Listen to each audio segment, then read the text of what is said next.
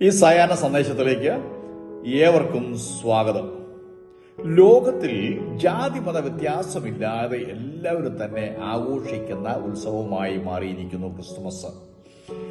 ഇന്ന് ക്രിസ്തുമസിന്റെ ലഹരിയിലാണ്, അല്ലെങ്കിൽ ആഘോഷത്തിന്റെ ലഹരിയിലാണ് ഇന്ന് ലോകം എന്ന് വേണമെങ്കിൽ നമുക്ക് പറയാൻ സാധിക്കും. ഇതൊരു മതപരമായിരിക്കുന്ന, ഒരു മതാചാര പ്രകാരമായിരിക്കുന്ന ഒരു ആഘോഷത്തെക്കാൾ ഉപരിയായി മതേതര ജനതകൾ മുഴുവൻ ആഘോഷിക്കുന്ന ഒരു ഉത്സവമായിട്ട് മാറിയിരിക്കുന്നു ക്രിസ്തുമസ് എന്ന് പറഞ്ഞാൽ. ക്രിസ്തുമസ് എന്ന വാക്ക് ഉണ്ടായത് ക്രൈസ്റ്റ് മാസ് എന്ന് പറയുന്നതായ രണ്ട് ഇംഗ്ലീഷ് മതങ്ങൾ കൂടിച്ചേർന്ന് അത് ലോപിച്ചിട്ടാണ് ക്രിസ്മസ് എന്ന പേരിൽ അറിയപ്പെടുന്നത്. അതുപോലെ തന്നെ ഇതിന്റെ പോർച്ചുഗീസ് നാമമാണ് നത്താൽ എന്നുള്ളത്. നത്താൽ എന്ന് പറഞ്ഞാലും ക്രിസ്മസ് എന്ന് തന്നെയാണ് അതിന്റെ അർത്ഥം. അപ്പോൾ ഓരോ പ്രദേശങ്ങളെ അനുസരിച്ചും അതുപോലെ ആ പ്രദേശത്തിന്റെ പശ്ചാത്തലം അനുസരിച്ചുമാണ് ഇന്ന് ക്രിസ്മസ് വിവിധ രീതികളിൽ ആഘോഷിക്കപ്പെട്ടുകൊണ്ട് ഇരിക്കുന്നത്. ഇവിടെ നമുക്ക് കാണുന്ന ഒരു കാര്യമുണ്ട്. നമ്മൾ ക്രിസ്മസ് ട്രീ എല്ലാവരും കണ്ടിട്ടുള്ളതാണ്. അതുപോലെ ക്രിസ്മസ് പപ്പ, അതുപോലെ തന്നെ ക്രിസ്മസിന് സമ്മാനങ്ങൾ കൊടുക്കുക, ഈ കാര്യങ്ങളെല്ലാം വന്നത് ജർമ്മനിയിൽ നിന്നാണ്. അപ്പൊ ജർമ്മനിയുടെ സംഭാവനയാണ് ക്രിസ്മസ് ട്രീയും ക്രിസ്മസ് പപ്പയും അതുപോലെ തന്നെ ഈ ക്രിസ്മസ് ഫ്രണ്ടും അങ്ങനെയുള്ള സമ്മാനങ്ങളെല്ലാം കൊടുക്കുന്നതെല്ലാം ജർമ്മനിയിൽ നിന്നും ഉണ്ടായതാണ്. അപ്പൊ ഓരോ പ്രദേശത്തിന്റെ ആഘോഷങ്ങളോടെ കൂടി ഈ ക്രിസ്മസ് ദിനങ്ങളിൽ എല്ലാവരും ആഘോഷിക്കുന്നതായിട്ട് നമുക്ക് കാണാനായിട്ട് കഴിയുന്നുണ്ട്. ഞാൻ ആരംഭത്തിൽ പറഞ്ഞ പോലെ ഒരു മതാചാരപരമായിട്ടുള്ളതായ അല്ലെങ്കിൽ ഒരു മതത്തിൻ്റെത് മാത്രമായിട്ടുള്ള ഒരു ആചാരമായി തീരാതെ ഇന്ന് ലോകമെമ്പാടുമുള്ള സകലരും ആഘോഷിക്കുന്ന അല്ലെങ്കിൽ സകലരും കൊണ്ടാടുന്ന ഒരു പുണ്യദിനം തന്നെയാണ് ക്രിസ്മസ് എന്നുള്ളത്. എന്നാൽ ഇതിന്റെ വിശുദ്ധ ബൈബിൾ ഇതിനെക്കുറിച്ച് എന്തു പറയുന്നു എന്നതിനെ കുറിച്ചും കൂടെ നമ്മൾ ചിന്തിക്കുന്നത് നമുക്ക് പ്രയോജനം ചെയ്യും എന്ന് ഞാൻ ഈ തരുണത്തിൽ ഓർക്കുകയാണ്. അതായത് യെശയ്യാ പ്രവചനം 40-ാം അധ്യായം 3-ാമത്തെ വാക്യത്തിൽ നാം ഇങ്ങനെ കാണുന്നുണ്ട്. കേട്ടോ, ഒരുത്തൻ വിളിച്ചു പറയുന്നത്, മരുഭൂമിയിൽ യഹോവയ്ക്ക് വഴിയൊരുക്കുവിൻ, നിർജ്ജന പ്രദേശത്ത് നമ്മുടെ ദൈവത്തിന് ഒരു പെരുവഴി നിരപ്പാക്കുവിൻ. യെശയ്യാ പ്രവചനം 40-ാം അധ്യായം 3-ാമത്തെ വാക്യമാണ്. ഓരോ വഴിയും ഒരു ലക്ഷ്യത്തിലേക്ക് എത്തുന്നതിന് വേണ്ടിയാണ് സാധാരണ വഴിയുടെ ആവശ്യം എന്ന് തന്നെ നമുക്കെല്ലാവർക്കും അറിയാവുന്ന കാര്യങ്ങളാണ്. അങ്ങനെ പ്രമുഖ വ്യക്തികൾ ഒരു രാജ്യം സന്ദർശിക്കാൻ വേണ്ടി വരുമ്പോൾ നേരത്തെ തന്നെ ഇങ്ങനൊരു സന്ദർശനം ഉണ്ടാകുമെന്നും ആ വ്യക്തിയെക്കുറിച്ചും അതുപോലെ തന്നെ വരാൻ പോകുന്ന കാര്യങ്ങളെക്കുറിച്ചെല്ലാം നേരത്തെ ഒരു അനൗൺസ്മെന്റ് നടക്കും, അഥവാ ഒരു പ്രഘോഷണം നടക്കും, എല്ലായിടത്തും പരസ്യപ്പെടുത്തും. ഇന്ന ദിവസങ്ങളിൽ ഇന്ന സ്ഥലത്ത് ഇന്നടത്ത് ഇന്നയാള് സന്ദർശിക്കാൻ വരുന്നു എന്നുള്ളതായ ഒരു അനൗൺസ്മെന്റ് ഉണ്ടായാൽ ഉടനെ തന്നെ പിന്നെ ചെയ്യുന്ന കാര്യം എന്താണ് ചോദിച്ചു കഴിഞ്ഞിട്ടുണ്ടെങ്കിൽ അവിടുത്തെ വീതിയെല്ലാം ലെവലാക്കുക എന്നുള്ളതാണ്. റോഡുകളെല്ലാം, പാതകളെല്ലാം, അങ്ങോട്ടുള്ള വഴികളെല്ലാം തന്നെ ആദ്യം തന്നെ ക്രമപ്പെടുത്തും. അതെല്ലാം വെട്ടി വൃത്തിയാക്കി ചെത്തി എല്ലാം ക്ലിയർ ആക്കി പെയിന്റ് അടിക്കേണ്ട സ്ഥലത്തൊക്കെ പെയിന്റ് അടിച്ച് അതുപോലെ തന്നെ ചെയ്യേണ്ട കാര്യം എല്ലാം കൃത്യമായിട്ട് എല്ലാ കാര്യം ചെയ്തിട്ട് ഒരുക്കി എടുക്കുക എന്നുള്ളതാണ്.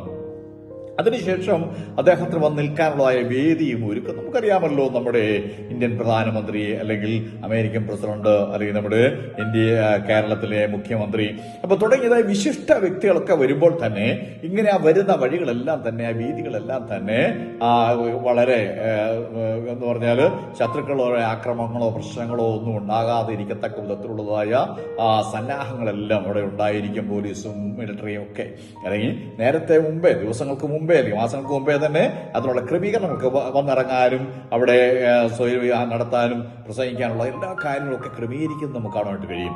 ഇതുപോലെ തന്നെയായിരുന്നു യേശുക്രിസ്തുവിന്റെ വരവിന്റെ മുന്നോടിയായിട്ട് തന്നെ ഇങ്ങനെയുള്ള ചില ക്രമീകരണങ്ങൾ നടന്നതായിട്ട് കാണാനായിട്ട് കഴിയും. ആകയാൽ ഒന്ന് രണ്ട് കാര്യങ്ങൾ ഞാൻ ഇന്ന് നിങ്ങളോട് അതുമായിട്ട് പങ്കുവെക്കാൻ താല്പര്യപ്പെടുകയാണ്. ഒന്നാമത്, യേശുക്രിസ്തു ഭൂമിയിലേക്ക് വരുന്നതിന് മുന്നമേ അഥവാ താൻ ഭൂമിയിൽ ജാതനാകുന്നതിന് മുന്നമേ തന്നെ ചില ക്രമീകരണങ്ങളെല്ലാം ദൈവത്താൽ നടന്നു എന്ന് നമുക്ക് കാണാൻ കഴിയുന്നുണ്ട്. അതായത് ഒന്നാമത്തെ ഒരുക്കം എന്ന് പറഞ്ഞു കഴിഞ്ഞാൽ ചില നിലകളെല്ലാം ഉള്ളതായ ഒരുക്കങ്ങൾ അവിടെ നടന്നു. ഇപ്പോ രാഷ്ട്രീയപരമായ ഒരുക്കമായിരുന്നു ആദ്യം നടന്നത്. അപ്പൊ രാഷ്ട്രീയപരമായ ഒരുക്കം എന്ന് പറഞ്ഞാൽ യേശുവിന്റെ ജനത്തോടുള്ള ബന്ധത്തിൽ നമുക്കറിയാൻ കഴിയുന്നുണ്ട്. മെഡിറ്ററേനിയൻ അഥവാ മധ്യ ധരണാഴികയുടെ ചുറ്റുപാടുകളിൽ ഉള്ളതായ രാജ്യങ്ങൾ, നിരവധി രാജ്യങ്ങളുണ്ട് അവിടെ. ആ രാജ്യങ്ങളെല്ലാം തന്നെ അവിടുത്തെ ഭരണമെല്ലാം തന്നെ റോമൻ സാമ്രാജ്യത്തെ കീഴിലായിരുന്നു. ഇപ്പോ റോമൻ സാമ്രാജ്യത്തിന്റെ കീഴിലായിരുന്നു മെഡിറ്ററേനിയൻ സമുദ്രത്തിന്റെ എല്ലാ കരകളിലുമുള്ളതായ രാജ്യങ്ങൾ മുഴുവൻ ഈ റോമൻ സാമ്രാജ്യത്തിന്റെ കീഴിലായിരുന്നു. കാരണം എന്ന് വെച്ചാൽ അതുവരെയും തമ്മിൽ കലഹിച്ചും ഭിന്നിച്ചും യുദ്ധം ചെയ്തും വഴക്കടിച്ചും കഴിഞ്ഞുകൂടിയതായ ഒരു സമൂഹമായിരുന്നു. അഥവാ ഓരോ രാജ്യങ്ങളും പരസ്പരം അങ്ങോട്ടും ഇങ്ങോട്ടും പോരിൽ വിളിച്ചും യുദ്ധം ചെയ്തൊക്കെ ആകെ അരക്ഷിതാവസ്ഥ നടന്നുകൊണ്ടിരിക്കുന്ന സമയമായിരുന്നു. പറഞ്ഞാൽ കലഹവും ഭിന്നതയും പ്രശ്നങ്ങളും കൊണ്ട് കലുഷിതമായിരുന്നു, സമാധാനക്കേട് ആയിരുന്നു എല്ലാ രാജ്യങ്ങളും ഉണ്ടായിരുന്നത്. എന്നാൽ റോമൻ സാമ്രാജ്യത്തിന്റെ വരവോടുകൂടി ഇത് സംഭവിച്ചെന്ന് ചോദിച്ചാൽ എല്ലാം ഒരു ഏകീകരിക്കപ്പെട്ട അവസ്ഥയിലായി. എന്ന് പറഞ്ഞാൽ കലഹങ്ങളെല്ലാം അവസാനിച്ച് ജനങ്ങളെല്ലാം തന്നെ ഈ റോമൻ സാമ്രാജ്യത്തോട് കൂറ് പുലർത്തുവാനിടയായി. കാരണം എന്താണെന്ന് ചോദിച്ചു കഴിഞ്ഞാൽ ഇതുവരെയുള്ളതായ അസഹിഷ്ണുതയും അസമാധാനവും ലഹളയും കൊണ്ട് ജനം പൊറുതിമുട്ടിയിരിക്കുന്ന സമയത്താണ് ഈ റോമൻ സാമ്രാജ്യത്തിന്റെ കടന്നുവരവുണ്ടായത്. അതുകൊണ്ട് റോമൻ സാമ്രാജ്യത്തിലെ എല്ലാവരും തന്നെ സ്വാഗതം ചെയ്തു എന്ന് വേണം നമുക്ക് കാണാൻ. അത് മാത്രമല്ല അന്ന് റോഡ് മാർഗമല്ലല്ലോ യാത്രകളൊക്കെ ചെയ്യുന്നത്. യാത്രകൾ അധികം ചെയ്യുന്നത് കടലിലൂടെയുള്ള യാത്രകളാണ്. എന്ന് പറഞ്ഞാൽ വെള്ളത്തിലൂടെയുള്ളതായ യാത്രയായിരുന്നു അന്ന് ചെയ്തുകൊണ്ടിരുന്നത്. ആകയാൽ ആ സമയങ്ങളിൽ എന്ത് ചെയ്യുന്നറിയാവോ, കരയിലും അതുപോലെ തന്നെ കടലിലും ഈ കൊള്ളക്കാരുടെ ആക്രമണം എപ്പോഴും കച്ചവടത്തിന് പോകുന്നവർക്ക് യാത്ര ചെയ്യുന്നവർക്കൊക്കെ അസഹനീയമായിരിക്കുന്ന ഒരവസ്ഥയായിരുന്നു. എന്ന് പറഞ്ഞാൽ ജനത്തിന് ഇന്ന് രാവിലെ ഇറങ്ങിക്കഴിഞ്ഞാൽ അത് ലക്ഷ്യസ്ഥാനത്ത് എത്തുമെന്നൊന്നും പ്രതീക്ഷിക്കാൻ പറ്റിയില്ല. അവർ പോകുന്നതായ കപ്പലാണെങ്കിലും ബോട്ടാണെങ്കിലും മച്ചിയാണെങ്കിലും ഇതൊന്നും നേരെ ചൊവ്വേ ആ കൃത്യ ലക്ഷ്യസ്ഥാനത്ത് എത്താനായിട്ട് കഴിയുമെന്നുള്ള പ്രതീക്ഷയോടൊന്നും അല്ല പോകുന്നത്. കാരണം തിരിച്ചു വന്നു എന്ന് മാത്രമേ പറയാനായിട്ട് കഴിയുമായിരുന്നുള്ളൂ. അങ്ങനെയുള്ളതായ അവസ്ഥയ്ക്ക് ഒരു വിരാമം കുറിക്കപ്പെട്ടു. എന്ന് പറഞ്ഞാൽ കടലിലും കരയിലുള്ളതായ കൊള്ളക്കാരെ മുഴുവൻ അമർച്ച ചെയ്തത് ഈ റോമൻ ഭരണം വന്നതിന് ശേഷമായിരുന്നു. രണ്ടാമത്തെ ഒരുക്കം എന്താണെന്ന് ചോദിച്ചാൽ, അപ്പൊ അങ്ങനെ രാഷ്ട്രീയപരമായ ഒരു ഒരുക്കം യേശു വരുന്നതിന് മുമ്പ്, യേശു ഭൂമിയിൽ ജനിക്കുന്നതിന് മുമ്പേ നടന്നു. രണ്ടാമത്തെ കാര്യം എന്ന് വെച്ചാൽ സാംസ്കാരികമായ ഒരുക്കമായിരുന്നു. അപ്പോ ഏതൊരു മാർഗവും അല്ലെങ്കിൽ ഏതൊരു തത്വസംഹിതയും പ്രചരിക്കപ്പെടണമെന്നുണ്ടെങ്കിൽ, അത് പ്രചരിപ്പിക്കണമെന്നുണ്ടെങ്കിൽ സർവ്വ ലോകത്തും വ്യാപകമായിരിക്കുന്ന ഒരു ഒറ്റ ഭാഷ വേണം. ആ സമയത്ത് റോമാക്കാരുടെ ഭാഷ എന്ന് പറഞ്ഞാൽ ലത്തീൻ ഭാഷയായിരുന്നു. അത് എല്ലാവർക്കും വശമില്ലായിരുന്നു. എന്നാൽ നമുക്കറിയാം, അലക്സാണ്ടറുടെ ദിഗ്വിജയം നിമിത്തമായിട്ട് ഗ്രീക്ക് ഭാഷ ലോകമെമ്പാടും വ്യാപിച്ചായിരുന്നു. അപ്പോ ഈ ഗ്രീക്ക് ഭാഷ റോമാക്കാർക്കും സുപരിചിതമായിരുന്നു, അവർക്കത് അറിയാമായിരുന്നു. അതുകൊണ്ട് എന്തെന്നറിയാമോ, യേശുവിന്റെ ജനനത്തിന് മുമ്പായി തന്നെ ലോകമെമ്പാടും ഈ ഒരു ഭാഷ, ഗ്രീക്ക് ഭാഷയ്ക്ക് വലിയ പ്രചാരം ലഭിച്ചു. അതുകൊണ്ടാണ് ഗ്രീക്ക് ഭാഷയിലാണ് പുതിയ നിയമം ആദ്യമായിട്ട് എഴുതുവാൻ ഇടയായി തീർന്നത് നമുക്ക് കാണാനായിട്ട് കഴിയുന്നുണ്ട്. അപ്പോ ഇങ്ങനെ ഭാഷാപരമായ കാര്യങ്ങളിൽ, അതായത് ഏകഭാഷ സംവിധാനം നിലവിൽ വന്നു. അതുകൊണ്ട് എന്ന് ചോദിച്ചാൽ മിഷണറിമാർക്ക് യാത്ര ചെയ്യുവാനൊക്കെ കാരണമായി തീർന്നു. സുവിശേഷത്തിന്റെ വ്യാപ്തിക്ക് അതൊരു കാരണമായി. യേശുവിന്റെ വരവിനെ കുറിച്ച് വിളിച്ചറിയിക്കുന്ന കാര്യമായിരുന്നു ഏകഭാഷാ സംവിധാനം.